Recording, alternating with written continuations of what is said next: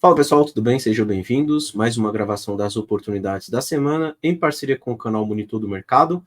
Me chamo Alan, faço parte da equipe Ficube. Vamos lá colocar minha tela aqui para a gente começar falando do Ibovespa. Bora lá, pessoal. Gráfico do Ibov. Bem, chamamos a atenção, né? Ibov ainda segue testando aqui a região dos 130 mil, né? Ele tinha deixado aqui um fundo no dia 23 de setembro, ele acabou perdendo. Na verdade, ele está ali, né, testando aquela região, tá? Ainda vejo como um ponto de suporte, né? Então, ficar atento ali se o Ibov vai segurar aqui no 130, ele passa a ter resistências no curtíssimo prazo, 131.500. Se passar acima de 131.500, veja a possibilidade de testar de novo 134, tá? Então, um ponto ali importante de reação, né? Ele já tem aqui 4 dias que vem testando essa região aí do 130, por enquanto, tá segurando, né? Se perdeu 130 mil, aí sim eu já começo a ver possibilidade de testar 127.800 até a região de 123, tá? Que é esse paviozão, né, que ele deixou no dia 5 de agosto, né? Então é uma possibilidade dele testar lá. Quando eu coloco o gráfico do índice, né, o mini índice, índice futuro, ele já perdeu, tá? Ele perdeu ali o fundo do dia 23 de setembro, né? Então, assim, o mini índice ele já está abaixo, né? Enfim, vamos acompanhar, entenda até que o mini índice do jeito que está agora, abaixo desses 130 mil, ele pode sim dar continuidade na queda, buscar 128 até a região de 125. Por outro lado, Ibov ainda segue testando aquela região de suporte. Então, assim, Ibovespa ainda vejo numa região de suporte. O índice já acabou perdendo ali, tá? Vamos acompanhar a reação. Caso o Ibov segure nesta região e retome para cima, até vejo que o próprio mini índice ele tende a retornar acima daquela região lá que ele perdeu de suporte, tá? Então ele volta para cima daquela região de fundo ali do dia 3 de setembro, e aí eu vejo que o Ibov permanece dentro da consolidação, podendo buscar aqui a região de 132, até mesmo voltando lá para o 134, que é o topo aí da consolidação, tá? Então, assim, é uma região de suporte, ainda entendo que as compras precisam ser com um pouco mais de cuidado, porque tem a chance, sim, dele perder e continuar na queda, né? E aí, se ele perder essa região, tem alvos para baixo, né? Então, temos aqui uma região de 127.800 até a região de 123, se eu considerar o paviozão que ele deixou no dia 5 de agosto, tá? Mas vendas exatamente neste ponto, eu vejo que a relação risco-retorno já passa a não ser tão interessante, tá? Então, eu tomaria muito cuidado com vendas exatamente nesta região, por ser uma região onde o mercado pode acabar dando uma segurada, tá? Vamos acompanhar como ele reage nos próximos dias, mas sigo vendo mais como um ponto de suporte. As compras ainda não estão me chamando muito a atenção pelo fato de o mercado estar um pouco mais travado aí nos últimos dias. Vamos ver se ele destrava aí a partir desses 130 mil. Vamos dar uma olhada no gráfico do dólar também, WDO FUT, né, gráfico diário do dólar. O dólar também é o gráfico que está bem lateral, a gente tem chamado a atenção ali nos 400, 430, né, ele já testou várias vezes aquela região e não perdeu. A ideia era que se ele respeitasse os 430, a região dos 400, voltaria para testar os 620 e voltou, né? Repara que o dólar ele veio para testar novamente na região de 620, está ali tomando uma decisão, né, se ele vai permanecer acima dessa região dos 620 ou se ele falha por aqui, tá? Por enquanto está com bastante dificuldade, né?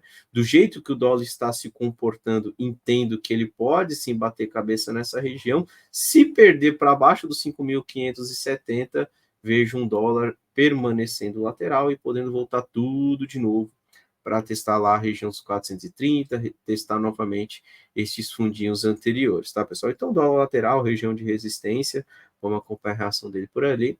Por outro lado, né, se passar para cima aí dos topos anteriores, aí o próximo alvo na região dos 5,70, 5,71, né, os topinhos que ele deixou ali em setembro, tá, por volta do dia 11 de setembro, beleza? E agora sim, né, vamos falar dos candidatos aí da semana, dos gráficos que eu vejo que estão em pontos interessantes, tá? São 2 candidatos de compra, só lembrando, Ibov ali em região de suporte, só que caso venha a perder aquela região de suporte, ainda tem espaço na queda.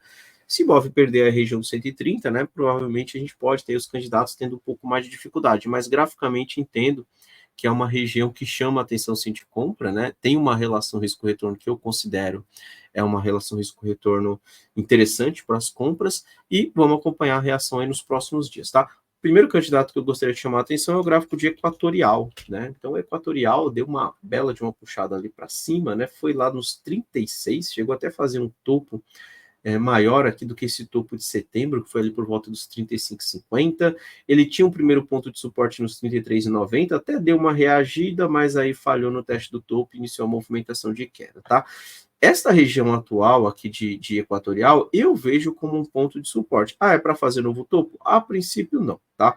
Eu vejo que é uma região que, se ele segura, né, e aí os stops teriam que ser abaixo desses 31,20, mais ou menos.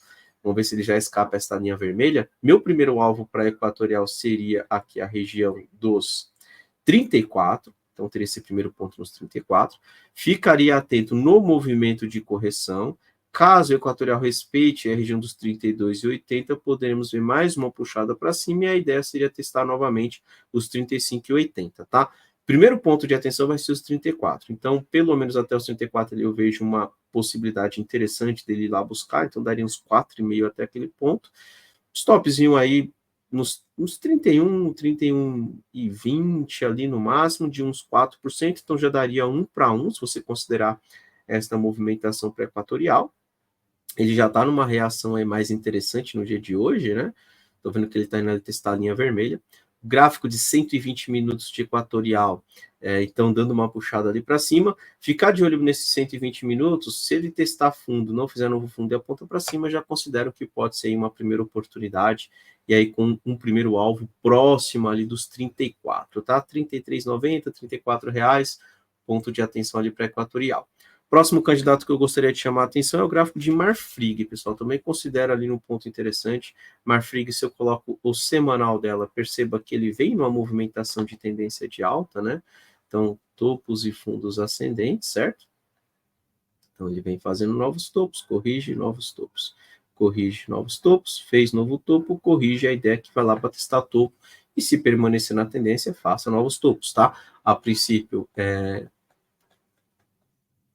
Marfrig tem um próximo alvo, né? Se eu considerar essa linha verde lá nos 17,70, tá? Eu ficaria bem atento no teste do topo, né? Marfrig tem que, quando chegar no topo, romper. Caso não rompa, para quem está comprado, atenção, pode começar a dar uma consolidada, né? Então, gosto da região de Marfrig, inclusive está testando esse topinho anterior que ele rompeu aqui de julho. Pelo gráfico diário, eu só ficaria atento em Marfrig no seguinte, pelo gráfico diário, ele acabou perdendo esse pivôzinho nos 13,60, tá? Que inclusive era uma região que eu gosto ali também para compra, mas ele não respeitou no primeiro teste. Voltou para outro ponto de suporte, hoje já está tentando reagir por ali. Tá por enquanto com o ROC 17,34 abaixo de zero, então são ROCs que sugerem compras, né? Só você observar o que ele fez aqui quando ficou com 17,34 sozinho abaixo de zero, mudou para cima, 17,34 sozinho abaixo de zero, mudou para cima, aqui a mesma coisa, os dois, né, o 34 via ali levemente abaixo de zero, voltou para cima, então sempre que ele tem essa condição, ele forma um pivôzinho e acaba retomando movimentação de alta, vou acreditar que ele faça esse mesmo movimento agora. Qual que é a ideia aqui para Marfrig? Que ele já comece a desenhar algo parecido com isso e venha testar essa região dos 13,70, que era o pivôzinho ali que ele perdeu. Aqui vai ser um ponto importante de observação, tá? Se por um acaso, então, estou procurando compra Marfrig, comprei por aqui, chegou nos 3,70. Começou a falhar, talvez seja o interessante, né? Colocar um stop no 0 a 0 para não ficar ali no risco se o mercado realmente falhar por aí e mandar para baixo. Ou então, deixa um stop bem curtinho mesmo, e aí você já sabe ali o tamanho do seu risco, né? O importante para quem está entrando na compra é que Marfrig volte para cima desses 13,70, tá? Precisa fazer algo parecido com isso. Aí sim, a ideia é testar os 15. Falhou nos 13,70, acende o sinal de alerta, acende ali uma luz vermelha, né, na recomendação, porque aí realmente já começa a ficar esquisito aí essa movimentação de Marfrig, tá? Mas eu gosto bastante, vejo que é uma região que tem uma boa relação risco-retorno, ainda vejo que está cedo, tá? Vamos acompanhar, eu gosto sempre de acompanhar os 120 minutos para ver se ele está formando um pivôzinho de alta. No momento, eu ainda vejo uns 120 minutos na queda, topos e fundos descendentes. Mas se esses 120 minutos ele começa a trabalhar para cima desses 13,25, eu entendo que pode ser sim uma tentativa, né? Porque ele começa a deixar um topo mais alto que o anterior num tempo gráfico menor, e aí a gente acompanha para ver se ele faz algo parecido com isso aí que eu desenhei até a faixa dos 13,70. Chegou aos 13,70, ponto de atenção. Se ele romper para cima, excelente, principalmente se ele fizer um pullback e permanecer acima dos 13,70, tá? A ideia seria buscar de novo lá os 15, que é a região de topos anteriores, tá ok? Então, gosto aí de Marfrig também.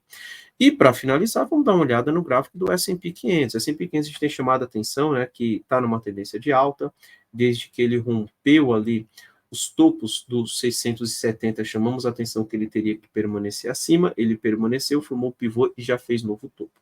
Então, o que eu vou fazer? Vou apagar aqui os desenhos aqui de baixo, e agora, agora a ideia do S&P 500 é, corrigiu para testar 760 trabalha como suporte, tá? Então, qualquer correção do S&P 500 acima de 760, gosto das compras, tá? Então, S&P 500 corrigindo para testar essa região, vejo como oportunidade de compra, acreditando ainda na continuação da sua movimentação de alta, beleza?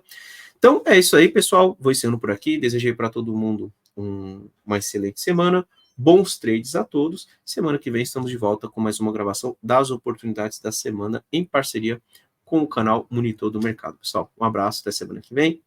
Tchau, tchau.